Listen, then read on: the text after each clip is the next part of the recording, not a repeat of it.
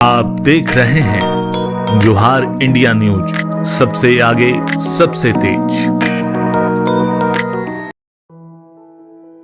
आज की मुलाकात इतिहास के पन्नों में अपना नाम दर्ज करा चुकी जसमती देवी, जिन्होंने 6 दिसंबर 1992 को बाबरी मस्जिद विध्वंस के दौरान लाखों कार सेवकों की भीड़ को चीरकर मस्जिद की मुख्य गुंबद पर चढ़कर गईता से ईंटों को तोड़कर श्री राम लला की पावन धरती पर देश की पहली महिला होने का गौरव प्राप्त किया है तथा एक कीर्तिमान स्थापित किया है। जसमती देवी सन 1991 से 1996 के कार्यकाल में पलामू लोकसभा संसदीय क्षेत्र से तत्कालीन सांसद रामदेव राम की धर्मपत्नी है। हालांकि रामदेव अब इस दुनिया में नहीं है। स्वर्गीय रामदेव का देहांत 5 जनवरी 2010 को लकवाग्रस्त होने के कारण से हो गया था।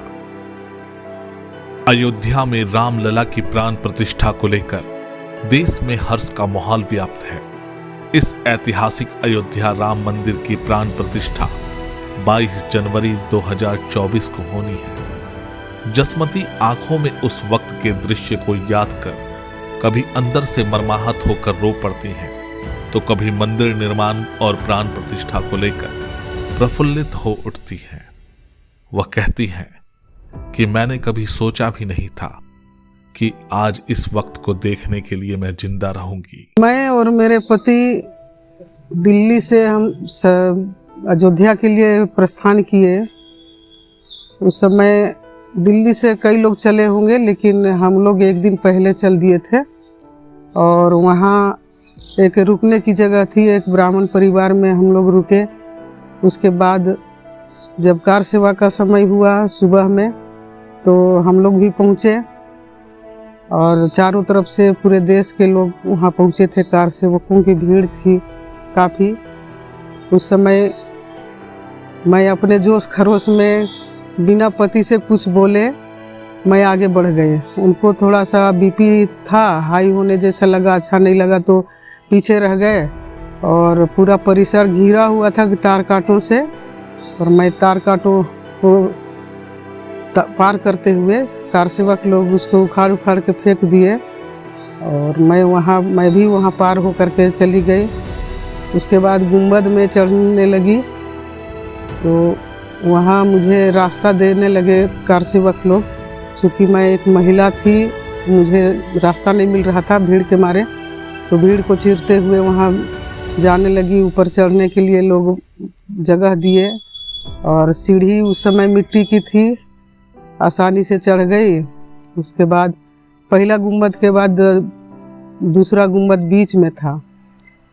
जो गुंबद दाहिना बायां था, बीच में एक था गर्भगृह वाला गुंबद, उसी में मैं चढ़ गई पहला गुंबद पार करते हुए। और वहाँ मुझे कार सेवकों ने गईता दिया तोड़ने के लिए, तो मैं 10-15 ईंटें मैं निकाली वहाँ से। उसके बाद मुझे उतारने के लिए लोग प्रयास किया।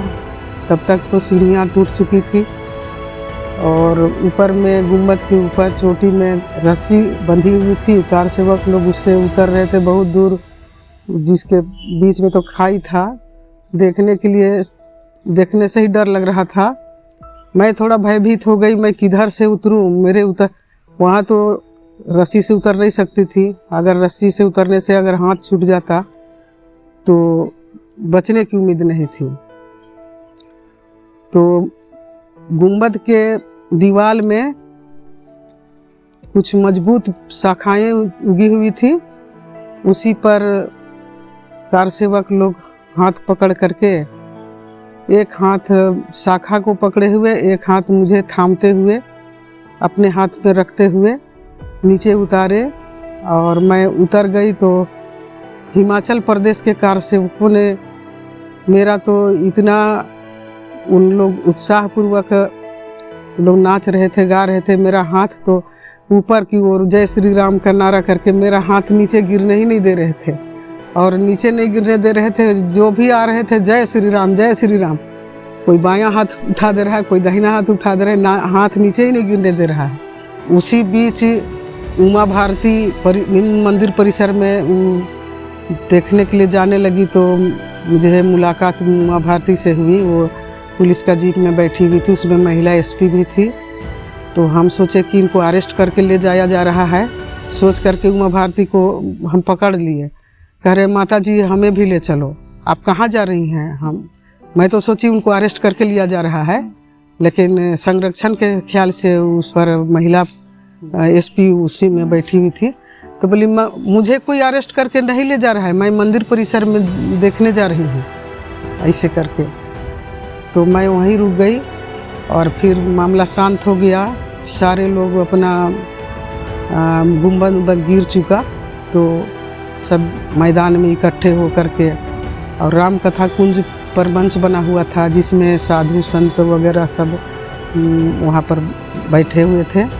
वहीं मुझे ले जाया गया और वहाँ कहा कि बोलिए आपको कैसा लग रहा है यहाँ आने के बाद। मैं बोली मुझे इतना प्रसन्नता हो रही है, मैं सोच भी नहीं सकती थी कि ये सेवा करने का मुझे मौका मिलेगा। कभी सपने में नहीं सोचा था, मगर आज मुझे ये राम जन्मभूमि में आ करके और कुछ करने के लिए मौका मिला तो बहुत अपार खुशी हो रही है। अगर मैं ऊपर से गिर करके दब कर मर भी जाती तो मेरा मरना सार्थक होता, ऐसा समझती। मैं बहुत भाग्यशाली हूँ। मुझे इतना खुशी लगा कि मैं क्या बोल सकती। आज अखंड राष्ट्रीय हिंदू सेना के प्रांत संगठन मंत्री तथा प्रमंडलीय प्रभारियों के द्वारा सम्मान पूर्वक 22 जनवरी 2024 के कार्यक्रम में मुख्य अतिथि के रूप में आमंत्रण पत्र प्राप्त करते हुए जसमती अपने आप को बड़ा ही सौभाग्यशाली महसूस कर रही है। जो जानकारी मुझे मिली है, पूरे भारत में एकमात्र गुंबज पर चढ़ने वाली महिला हमारी दीदी थी, जो जानकारी मुझे प्राप्त हुई है। और बहुत बड़ी बात है, इन्होंने उस राम काज में अपना सहयोग दिया गिलहरी की भांति। और सबसे बड़ी बात यह है कि आज पलामू की धरती पर इनका दर्शन पाने की हम लोगों की इच्छा जो थी आज पूर्ण हुई। हम सभी संगठन के पदाधिकारी यहाँ आए हुए हैं इनको आमंत्रण देने के लिए। आमंत्रित कर इनको कार्यक्रम में हम ले जाएंगे और इनको वहाँ सम्मान समारोह के साथ साथ एक इनका जो होता है, इन्होंने किस तरह से इस कार्य को पूर्ण किया राम काज को, उस मंच से इनके द्वारा लोगों के बीच बताया जाए, इसका प्रयास भी हम लोग कर रहे हैं। आप समझ सकते हैं कि एक महिला होकर इतना बड़ा कार्य करना बहुत बड़ी बात है। तो मैं इनको प्रणाम करता हूँ और हिंदू समाज की ओर से मैं इनको शुभकामनाएं देता हूँ। अखंड राष्ट्रीय हिंदू सेना की तरफ से आने वाले 22 जनवरी को जो भव्य आयोजन होगा, उसमें दीदी का भव्य सम्मान करते हुए हम सभी इस पलामू की वीरांगना को सम्मानित करने का कार्य करेंगे। धन्यवाद। भारत माता की जय। जय श्री राम। वो दिन कैसा होगा जब ये रानी लक्ष्मीबाई जैसा, जो बात सुनने के बाद जो हमारा हर एक रोंगटा खड़ा हो गया कि उतने भीड़ में उतने मतलब जहाँ हजारों लाशें गिर रही थी, हजारों मतलब ये हो रहा था, उसके बाद भी ये पता नहीं, इनको पता नहीं था कि मेरा जान वहाँ से बच के आएगा नहीं आएगा। उसके बाद भी उठ करके वहाँ से गई और वहाँ पे अपना जो अपना हिम्मत दिखाई और उसके बाद वहाँ से सुरक्षित वापस आने का काम की। इसके लिए मैंने बहुत क्या बताएं, इसके लिए इनको सलाम है। और हम चाहेंगे कि ये हमारे लिए बड़ी गर्व की बात है कि हमारी माता इस पलामू की हैं और उनके हम लोग एक अभिन्न अंग हैं, जो आज हम लोग को 22 तारीख को देखने के लिए मिलेगा। जय हिंद, जय भारत, जय श्री राम। हमें बहुत खुशी की बात महसूस हो रही है कि एक कार सेवक के घर हम लोग बैठे हुए हैं और इनके मुख से सुन रहे हैं वो कार सेवा की बातें जो हमारे रोंगटे खड़े कर दे रहे हैं। उस लाखों करोड़ों की भीड़ में एक महिला अकेले कार सेवा में गई और उस गुंबज पे चढ़ी और उस गुंबज को ढाने का काम किया, जो बाबरी का एक कलंक था हमारे हिंदू और राम जन्मभूमि पे, उसको हटाने का कार्य किया है। मैं इस महिला को कोटि कोटि प्रणाम करता हूं और इनको उस कार्य अपने 22 जनवरी के कार्यक्रम में और इनको हाथ जोड़ के मैं निमंत्रण दिया और आने का इनसे आग्रह किया, इस कार्यक्रम में आए। हम लोगों को ये जानकारी प्राप्त हुई कि दीदी जो हैं वो भारत की एकलौती महिला कार सेवक रही, जब 6 दिसंबर 1992 को जब बाबरी मस्जिद का डिमोलिशन हो रहा था, तो ये सुनने और जानने के बाद हम लोगों को लगा कि ये पलामू की धरती का गर्व है कि हमारे घर की माता, हमारे घर की बेटी इस कार सेवा में अपना इतना बहुमूल्य योगदान दी।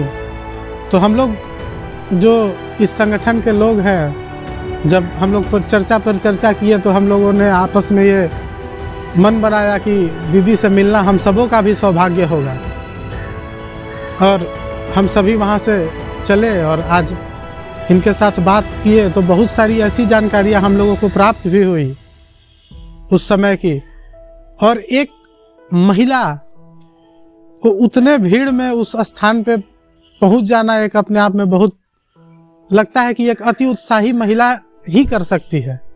और ये पलामू की उर्वरक धरती है जो ऐसे माताओं को जन्म देती है। हम सभी सौभाग्यशाली हैं और आज इन जैसे कार्यसेवकों की वजह से आज 22 जनवरी का दिन आने वाला है हम सबों के जीवन के हिस्से में।